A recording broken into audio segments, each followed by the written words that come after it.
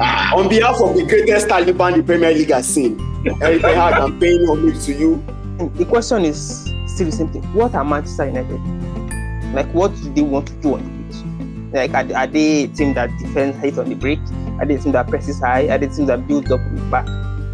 Honestly, it probably should be sacked, but it doesn't look like that is going to happen anytime soon. We don't even know what to expect from this team, and that's the truth. You never know what to expect. One moment they are struggling, one moment they are putting 7 past Barnsley. I don't really care about other fans. You guys are inconsequential. But which is Barcelona fans that were quick to dismiss Xavi. The thing with Lisabi is that, and forgive me for this, everything about that movie is bad. I'm proud to be a Nigerian because of this film. No. Like, if they are paying you, it's fine. I'm very happy for you because Iluli collect the money. But if you are doing this review and giving a psychopath for free, that lie. It is genuinely one of the most unhappiest I've ever felt watching a film. How to be an influencer? Be an influencer. If you are going to be a critic, be a critic. Don't say you are a critic and then you are also influencing, because it does not make sense. Because it now pollutes your opinion.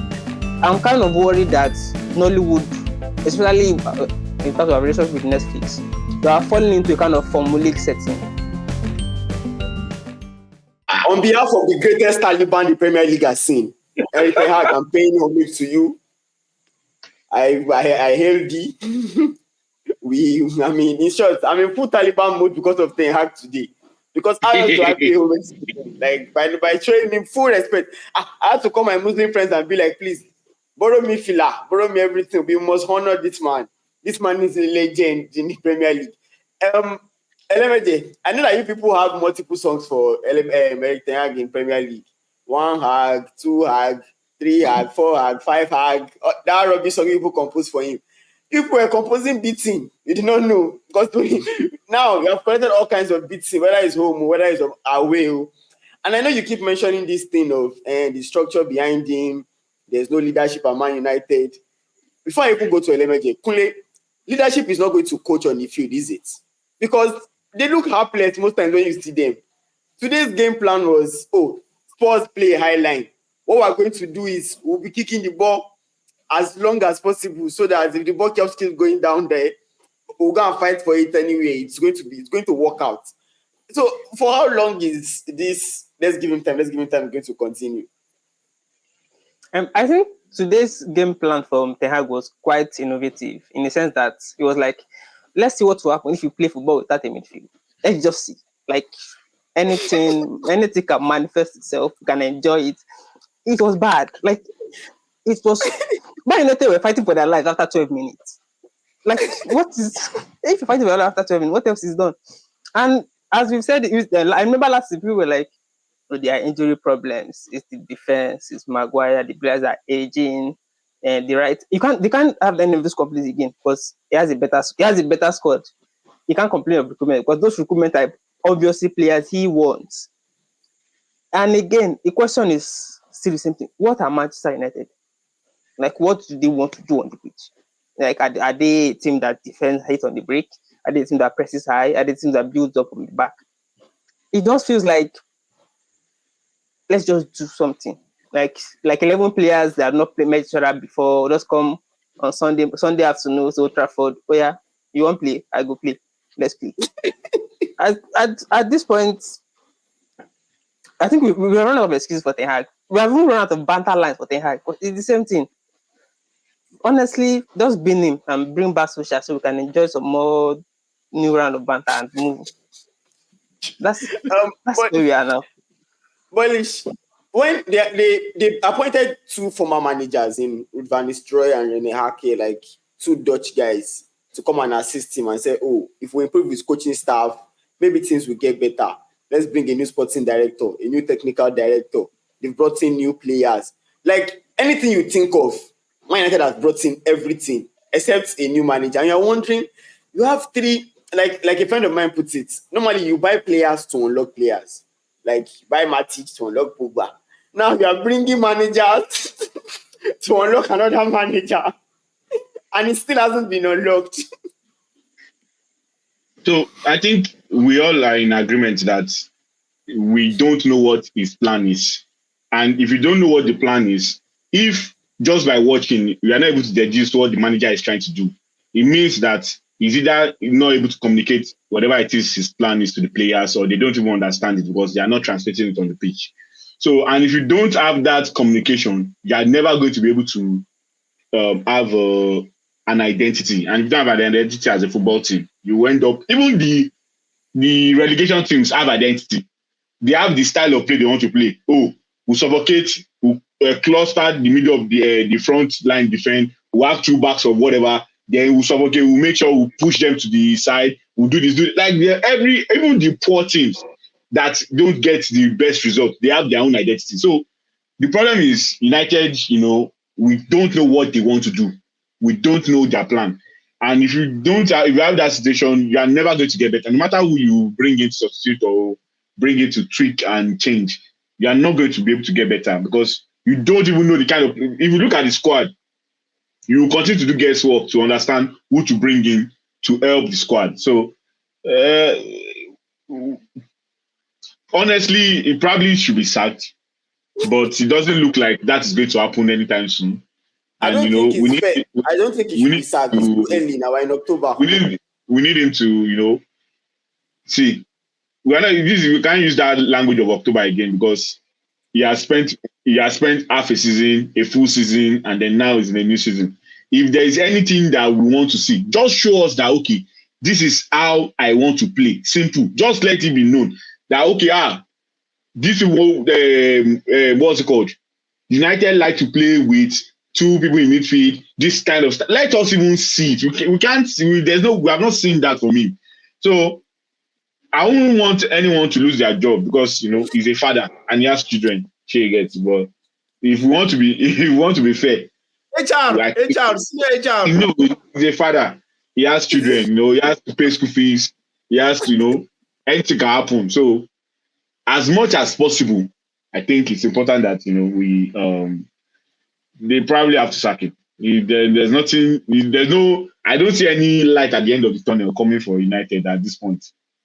See, forget light at the end of the tunnel. LMJ, I don't even have any question for you. You have the flow because sometimes I wonder how you people cope.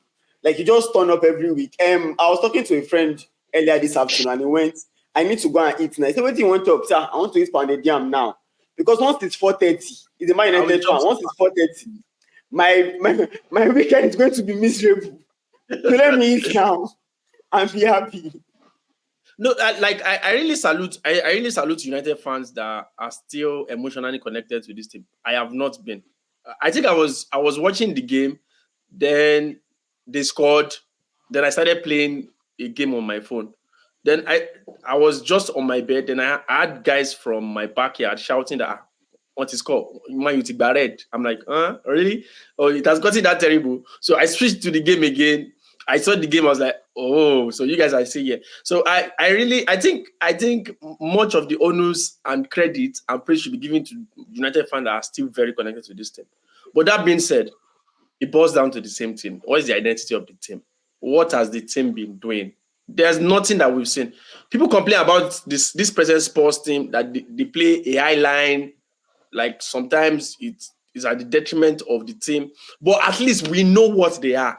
We know what they offer. Like it's very ironic because today I was so sure they were going to defeat us. I was super sure, and it just goes to it speaks volume to the extent of damage that has been done to this team. So I just feel at this point we're just passing the time till I don't know who the bookies are placing to be sacked first, but I think Ten Hag is probably going to be sacked first, considering the fact that everything that has been going up this season, Sportscoach was saying during the match analysis before the pre-match analysis that the fact remains that we don't even know what to expect from this team, and that's the truth. You never know what to expect. One moment they are struggling, one moment they are putting 7 past Barnsley. Anyway, that's not surprising anyway.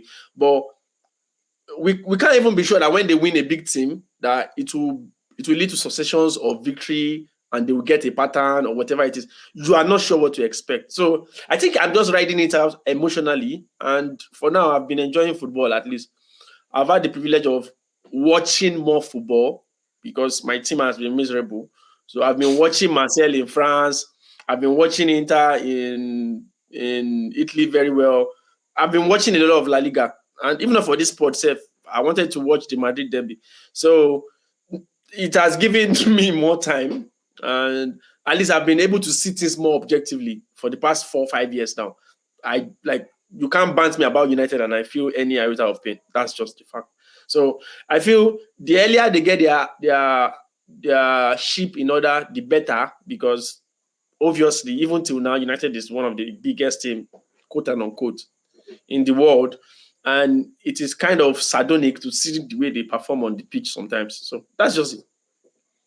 Away from United, Bullish, I think it would be remiss of us not to speak about something massive that happened last week, Sunday. I know we had the pod after the Arsenal Man City game, but on Tuesday, then on Thursday, on Friday, Man City confirmed that Rodri is out of the season because of his injury and stuff like that. And one thing we've seen from Pep Guardiola over time, even when Kevin De Bruyne gets injured, his ability to adapt, adjust, bring someone in, find a way around it. But for Rodri, it just seems like, okay, this might be impossible.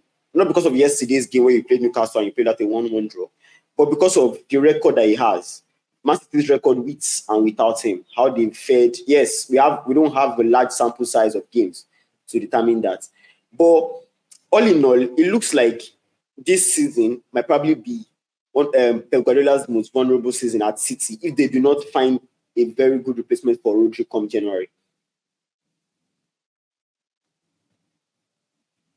I think because to find quality pivots is very, very, very, very, very difficult.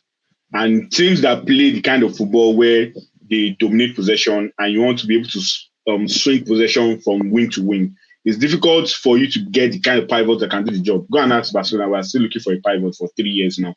And no, we don't even have money. So our own case is a bit extra difficult.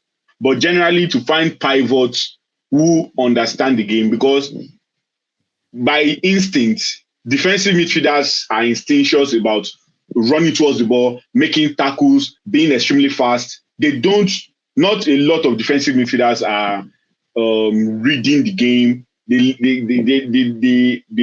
Not a lot of them are more smart than physical. I think that's the word I want to use. A lot of them are more about being the first to the ball, being present there. So finding a proper pivot to help the kind of play they need.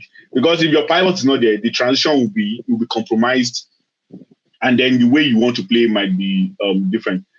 I think generally what will probably just happen is that Pep and City team will probably be hoping that the PFA conclude their investigation this season and give them their fine this season, so they can use this season as a refresh season. Because you look at the situation and say, okay, what's it called? Rodri is injured throughout the end of the season. Kevin De Bruyne is injured. He's coming back, but he's injured. Let's see. Let's just play around with these boys in England. Get close to maybe 70 points. They give us deduction of 35 points. Let's see if we can beat relegation and stay up. And then let's Liverpool or Arsenal tussle or win the league. So let's just see it as a down year, and then we'll come back next year and see what we can do. Because I that's in my head. I think that's probably what the thoughts that's going on in my head, because they look even the wingers, because it's one thing for you to have compromise in that midfield. Even the wingers are not as productive as you would expect them to do. Grealish, he gave them that one season. He has reverted a little. There's no penetration. I was watching the game yesterday, and even the last maybe 2 or 3 games they've played. As a winger, Grealish, you can unable to put in one successful cross into the middle of the pitch, and your target is Haaland. There's a problem. There's a problem there.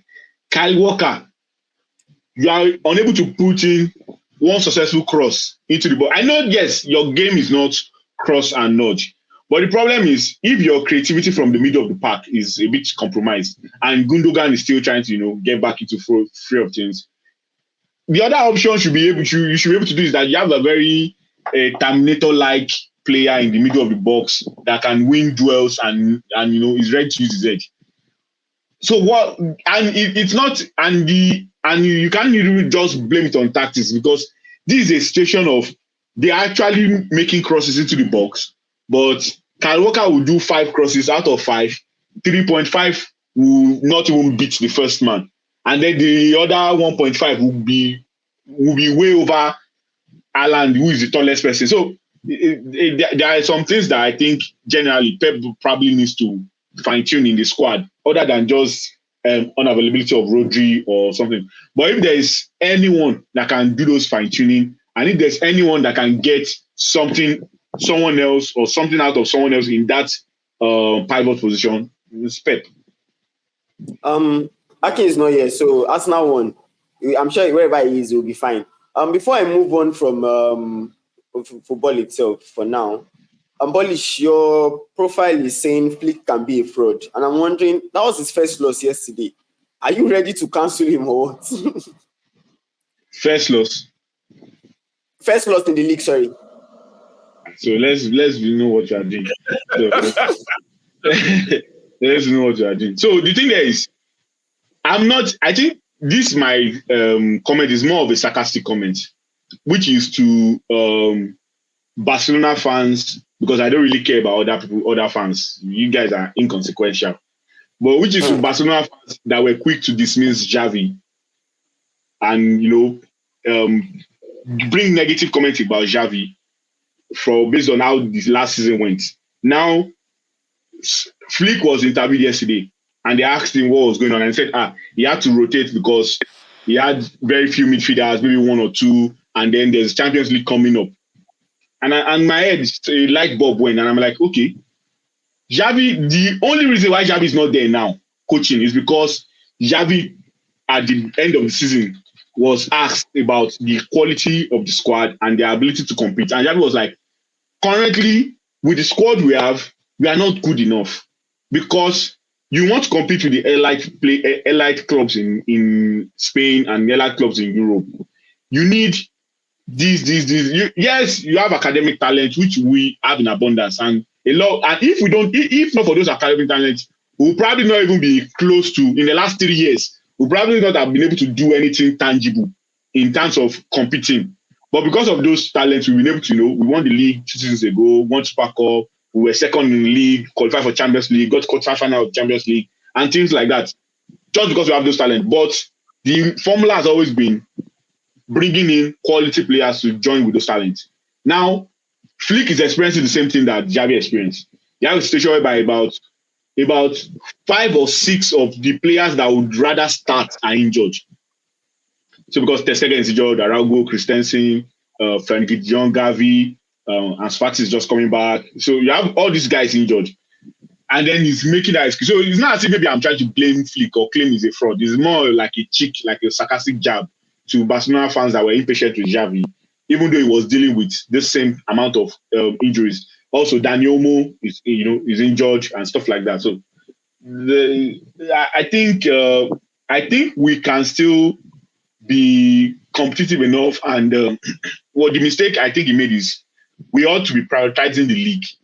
That's the mistake. So resting players for young boys, I don't think is the right step. Let me put you on the spot. Do you feel like maybe because of the injuries that Barcelona have had in the last few weeks, he was thinking, okay, maybe we rest them now because the intensity of the game against Osasuna would be higher compared to young boys?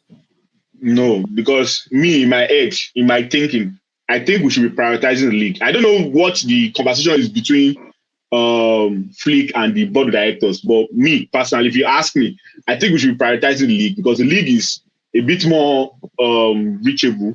Let me not say a bit more reachable because Madrid is crazy and they are really good and they have a solid, they have like a semi-Galacticos, maybe not full Galacticos, but they have a very good side. And winning the league would be a very, very good accomplishment for this our current team. So I think even if you want to rest players or if you want to rotate players, I think the priority in terms of where you decide to rest should be in the league.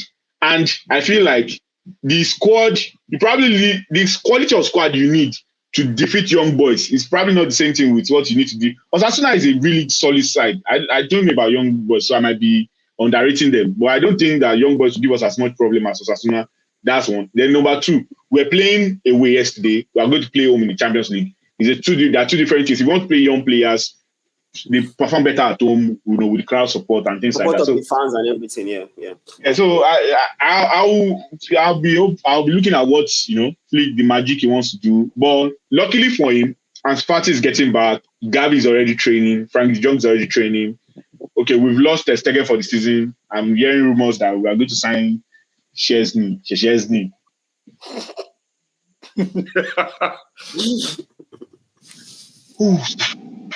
Calm. Kule. Sorry. I have a contrary opinion to what Bolish just said. I think if you look at the features Barca has and the fact that they lost their first game in the Champions League, it kind of made more sense for him to rest people and win the easy games, because I feel young boys and Monaco is obviously not a real easy game for those that I think I've been hammering the fact that themselves and Sporting are the dark horses. But I think that game looks more crucial. And considering the fact that you guys have been breezing in the league, like, though I didn't expect Barca to lose yesterday, but I expected them to either nick a win or draw yesterday. So it just didn't work the way he planned. But Barca has been faced with injuries this season, and it's a very important part to the way they would either excel or collapse this season. Yeah. So I feel like it's just team management, and I don't really see. It's nothing to cry wolf about, though. I understand the fact that in the modern game, it's about banter. It's not about the facts and what is on the pitch. But I feel Barca is in good hands. They've been playing very well, and they will continue playing well if they don't get ravaged by more injuries. So I feel they are good. You know you're in good hands when a Man United fan is telling you you're in good hands. Elemeje is also a crypto guy, because the one he said Monaco and Sporting Lisbon for Champions League. It's kind of getting to my head, like, okay, dark horses. We'll get to that at some point as we proceed. I feel like you are the most hated man for like a second here on Twitter, but I'll probably give you the flow. Do you get everyone's darling movie that has been marketed and raved about and talked about, and you just woke up this morning and you throw a spanner in the works like, hell no, this movie sucks. And I'm like, okay, I've not seen this movie, I can't talk yet. But I think the best place to start is to put you on the spot and say, okay, for you, like, how does this suck? Do you get? I know for those listening or for those watching, you can get the review on the On About Nothing website, which you can find on Twitter, on Instagram. But I think the man who wrote the review himself is here to explain why he thinks the movie sucks. I mean, there have been a few movies where, like, I'll say, okay, this movie sucks, and I'll be like, okay, this is this particular reason. But the thing with Lisabi is that, and forgive me for this, everything about that movie is bad. Directing, storytelling, CGI, sound, music, iconography, style, language. It's just bad. Like, there are a lot of things whereby, for instance, if you are watching a movie and a character makes a decision in a scene, the point of that decision is to carry him towards the consequences are meant to be reflected in another scene, and then it's meant to ruminate on that. Instead, if you watch Lisabi, the main character will make a decision in one scene. The next decision is going to contradict that the entire thing he made and the conclusion he made. Then, 3 scenes after, it's going to go back to that first decision again, and they're not going to explain anything that happened in between. They don't develop any relationship with people. No, there are no subplots in that film. The movie starts with introducing Odulade Adekola as like some kind of a badass, the king. They are laughing. In that place, it feels like, okay, Odulade is probably maybe the hero or the main villain. We don't see Odulade in that film again only 2 more scenes. He says like 4 words in that entire film and it goes. And I've seen people on the internet, oh yes, he brought his A game. He said 5 words. Like, there was no game to bring. He could have just sat down, said those 5 words and gone home. Like, the accent was terrible. I mean, the only person I will give you credit is, okay, some of the set design. Because if you see the houses in the Oyo and in the towns of the Oyo Empire. You see the way they are made. They are trying to. You can see that the fact is those people have more money and more resources than in other places, or like the Egba town. But the Egba towns, it looks rough, it looks tumbly. Like they also try to build up that oppression. But there are so many parts in that film. But if you watch it and get to the scene, you have to go back and be like, did I miss something? But no, there was nothing to miss. They just didn't put it in the film. At some point, I started getting to my own, and I'd be like, okay, was it something else I watched? But this cannot be the same thing. People were going, oh yes, this acting is 10/10. The sound is 10/10. If you tell me the sound and use of sound in that film is 10/10, I will never listen to any opinion you have again on anything because you don't understand how anything works. Like, this cannot be the same Netflix that have Jagun now and you brought me this garbage and you're like, oh yes, I'm proud to be a Nigerian because of this film. No. Like, if they are paying you, it's fine. I'm very happy for you because Ilule collect the money. But if you are doing this review and giving a psychopath for free, that lie. The movie is terrible. Like, I don't understand how that is not how to make a film because there are barely any scenes and there's no plot. That is not the film. It's like two of the core rules of filmmaking, scenes and plot. They are not there. So what are you people not praising? The CGI is one of the worst I've ever seen. Like, it is genuinely one of the most unhappiest I've ever felt watching a film. I was like, I gave this in 2 hours of my time. I could also go back and watch that Baka Milan. I wanted to watch I don't think I can say much. The most painful thing listening to Kunle's review now is I saw it on somebody's status and the person was like, this is why he's Kunle Odulade. He just came, he didn't say anything, but he made a statement by not saying anything. And I'm like, I've not seen the movie, and I'm never going to see the movie. But it sounded like the most foolish thing I've ever had in my life. And to think that I used to think this person was smart, though I was supposed to know she was never smart. But like the way it was uttered, like the confidence with which it was uttered, like I don't even mind the not coming in and coming in and saying less words, because if you want to establish a character's power, there are different ways to establish it. For instance, Avengers Infinity War, Thanos introduced it by beating Hulk, and you're like, okay, this guy beat Hulk. The standard is here for that villain, and that carried throughout. For instance, like something like Legend of Sikana, which I've watched, Dakera only appears in like say 5 scenes in the first 20 episodes. But anytime you mention the name in that series, people tremble because that's what he has established. Odulade enters as a kind of quiet, fixated. Everybody has aura around him. Then the next 5 seconds, he started getting a screaming match with the commoner. Like, what is it? That's not what you established. Now you established something here. Like 2 scenes later, Odulade is shooting donuts. He's shooting at slaves to test weapons. You're just now you're not a common man. You're not shouting. Like 2 scenes later, Allah is shooting at slaves to test weapons. Like, no, now.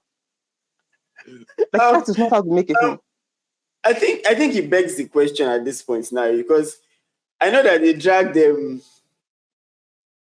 guy last week Monday on Twitter after he created the app that was selling wallpapers. Polish, it begs the question of, can you be an influencer and a critic at the same time? Because as far as I'm concerned, you have to pick one. If you want to influence and be collecting money and be promoting people's stuff, that's fine. You get. That's why I do not agree with this Okoyemi Famaki that claims to be a food critic and an influencer at the same time.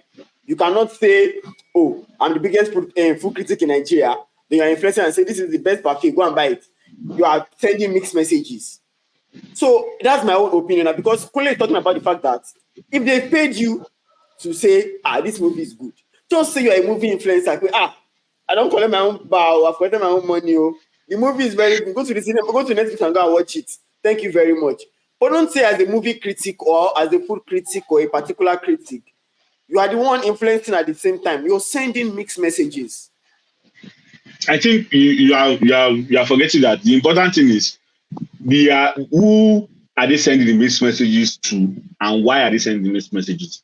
They are banking on the fact that the people that the mixed messages are meant for will not be able to decode the difference, and they will be able to successfully play or function as both. Because as you have said, you can't be the one. We literally have NNPC regulating the downstream and also owning petrol stations in Nigeria. So we have a society or an institution of you that is supposed to be the one giving critique is also influencing for some particular brands. So I don't agree with it. But the truth is, because of so many things that we have allowed to be normal or common in Nigeria, we are with the current situation we have. If you are going to be the one, for example, the food critic guy, if you are going to be the one criticizing food, the last thing you are supposed to be doing is to be now influencing or recommending. No, if you are going to be an influencer, be an influencer. If you are going to be a critic, be a critic. Don't say you are a critic and then you are also influencing, because it does not make sense. Because it now pollutes your opinion. It makes people say that, okay, if you are influencing, it means you are getting paid to tell people about a particular brand. So if you are going to be, if a brand is going to pay you to tell people about them, there's no way you are going to provide a valid, honest opinion about that particular brand. Yes, you might claim that you will do at the back end, correct them and what have you. But if someone is going to pay you, no one will pay you to come and trash their meal or what have you. So I think it's a dysfunction that our particular society or Nigeria is used to. We've seen it at different levels. It carries on, but that it doesn't make sense. It doesn't jive that you are the critic, you're also the influencer. Kule, before we leave Lisabi alone, the news came out that David Oyelowo and Idris Elba are producing a new movie for Chinua Achebe's bestseller, Things Fall Apart, and we've had all kinds of comments where people are like, "Oh, you must put Nigerians in the movie, blah blah blah," and I'm like, okay, that's not how the entertainment industry works anyway. If you don't know how it works, it's not a case of you must put. If you get the rights to produce a particular movie, the aim is to make money and do it a certain way. Then it now begs the question of, I know there are film villages in Nigeria, like you mentioned the way the set was designed for Lisabi. I know Femi Adebayo has one. I know Ibrahim Chata has his own film village as well. Jade Osibero has her own around Ekpe as well. Like, more film villages are beginning to sprout up and stuff like that. But if you ask my own humble opinion, we need more.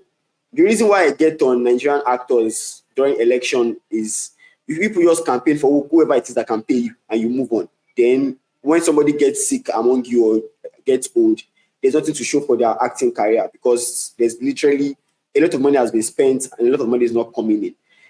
For those that don't know, if a friend of mine at school in LA told me that Hollywood is as big as the size of Computer Village times 300. Like, Hollywood is that massive. So you can do things that you get lost. So it's not just limited to shooting old movies or certain movies. You have the set to do more. So when you now hear stuff like Things Fall Apart is being shot outside Nigeria and people are clamoring for Nigerian actors to be there, whether the producers listen or not, that's a different debate. Is it time to expand beyond the horizon of, Jagu Jagun, Lisabi, and the likes? I know we have stories to tell, but in the same breath, we still have other stories to tell that need better structure. I mean, yeah, I think it's definitely time to expand beyond the epics. But as you mentioned, like the epics and the mythical aspects of it. But as you alluded to initially, a lot of the film villages that have been made kind of restrict what people can, because they are usually set towards, the movie is going to be a like pre-colonial or colonial era kind of thing, like the way those film villages are set. But my biggest issue of in terms of Nollywood filmmakers and films in particular is that we don't know how to use any kind of artistic license. We don't know how to interpret stuff as artists. Like, there are a lot of things you can do with different kind of films that don't have to be epics, that don't have to be basically have like giant sets. Like, and one of the things that reminds me of is Tarantino movie Reservoir Dogs. one of the problems he had for that movie was it did not have budget to shoot the heist scene. So what did he do? He just took out the heist scene completely, and then he built a story around that. And it feels like we don't make those kind of artistic, I don't want to say innovation, improvisation. Yes, that's the word I'm looking for. Artistic improvisation. It just feels like everything just falls flat.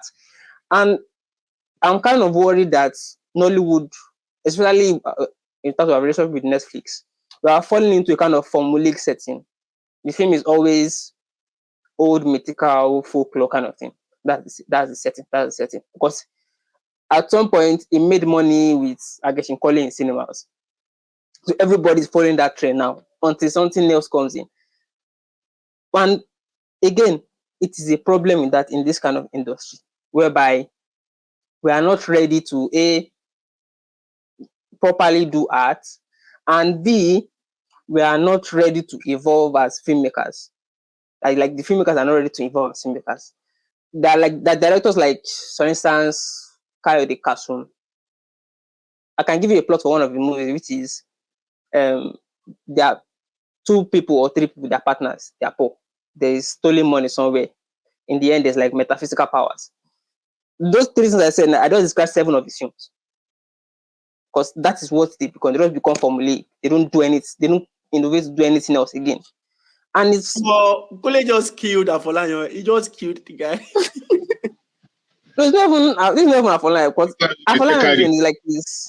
Like you get. I know you get what I'm saying. Yeah. He has like 7 movies that has the same plot. Yeah, and like especially if we're like adapting, so it feels like we don't interpret, those filmmakers don't interpret them with any kind of artistic license.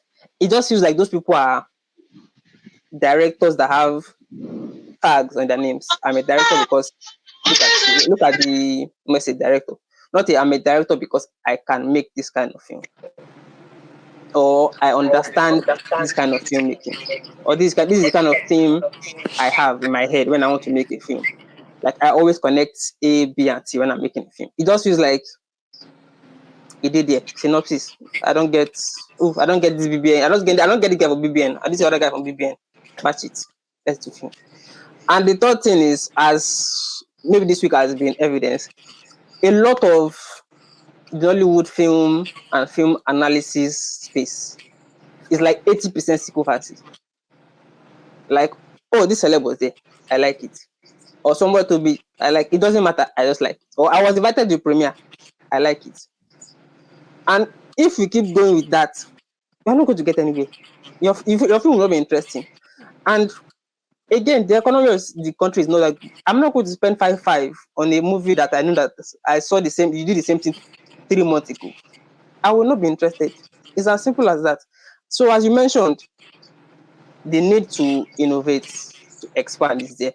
I mean, for the Things Fall Apart part, I kind of agree with the fact of there should be more like local actors to play those roles, because one of the core tenets of Things Fall Apart was the proper Igbo resistance to British administration and operations in the country. I understand that part. But as you mentioned, in terms of Nollywood filmmakers, let's not kid ourselves with those of the Netflix deal, the Amazon deals. There's still a long way to go. We are at best we are formulaic, and at worst we are just bad at filmmaking. Away from filmmaking, I think our time is fast spent, but elementary, before we call it quits, Daniel Ricciardo seemingly, I think that's the best way to describe it, seemingly ended his F1 career a few days back. I know that the Formula 1 season is still ongoing. There's like a 3 weeks to a month break at this point. The season resumes towards the end of October for a triple header. But when you think back on Daniel Ricciardo himself, his career, everything he has done, from the shoey, like pouring his champagne into the shoe, diving into the Red Bull swimming pool in Monaco, I think the best way to describe Ricciardo was a competitor. We saw that with Vettel and Verstappen. A fun guy, a person, a very interesting character that made Formula 1 fun. And a guy who probably made the wrong decision to join McLaren at the wrong time. I don't know what you think of Ricciardo. Yeah, I think Ricardo is just one of those guys that one, his name is integral to the sport, but his legacy would not resonate across generations.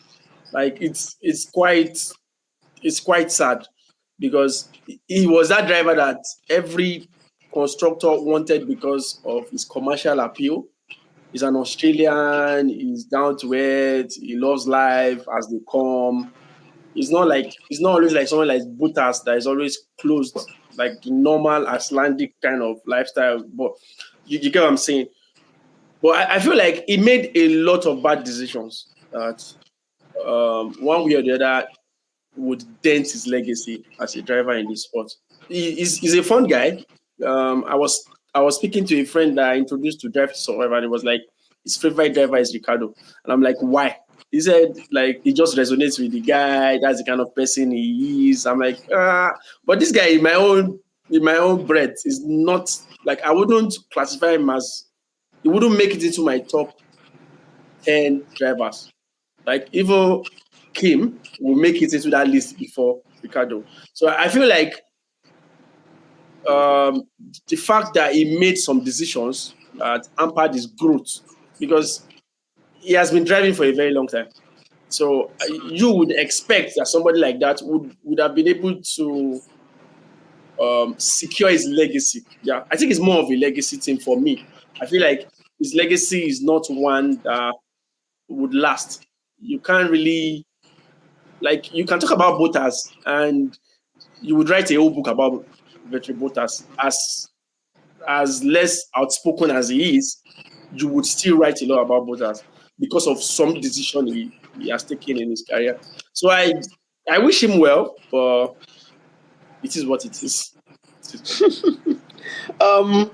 I think at this point we'll have to call it a night. Thank you so much, guys, for being here. But before we go, to buttress Kunle's point on psychophancy and criticism of movies and stuff like that, which is not necessarily personal from critics that don't get paid, I would just like to point out that the fact that you like a movie doesn't mean it's good.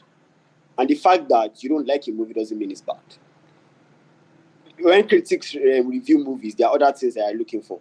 So if the fact that you like a movie doesn't necessarily mean, oh my God, it's a great movie, it's the greatest movie since fried rice or every other thing that's been created. So I just think sometimes, or the fact that you even like a celebrity doesn't mean that people writing reviews about them are after their lives or something.